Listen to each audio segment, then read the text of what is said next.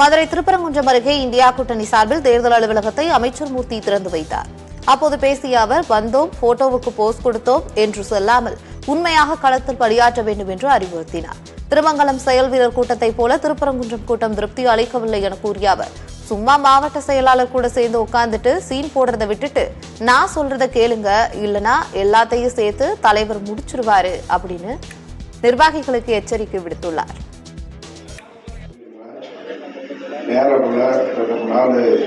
வேட்பாளர் வைக்கிறதுக்கு மீண்டும் திருப்பரங்குன்றத்துடைய சேர்வு கொடுக்கணும். களத்துல ஆளுநரும் சும்மா இங்க பேப்பரை கொடுத்துட்டு டிவியில மீடியால சீனை கொடுத்துட்டு இருக்கிறதெல்லாம் ஒன்றும் வேலைக்கு ஆகாது. திருப்பரங்குன்றம் தொகுதியில இடைத்தேர்தல்ல முழு பணியை இறங்கி வேலை பார்த்தனாலதான் வெற்றி கிடைச்சிச்சு. ஆனா இப்ப அது இறங்கி நான் வேலை பார்க்கல, நாமளா போகல, இன்னும் அந்த பணி வேகப்படுத்துறது மேல இருந்து கம்ப்ளைண்ட். நான் வேலை பார்க்கறத கட்டாயம் பார்ப்பேன். யார் சரியா அதையோ நேர தலைமைக்கு எழுதி கொடுத்துருவேன். அது எந்த மாற்றமும் இல்லை.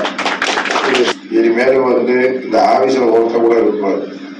நைட்டு நேரத்துல தான் இருக்கணும். பகல் நேரத்துல போனா எங்கேனாலும் ஒரு ஏரியாவில் இருக்கும். நாங்களும் 4 மணி இந்த ஏரியாக்கள் தான் வருவோம். அது யாராவது குறிச்சு போட்டு நான் எச்சரிக்கை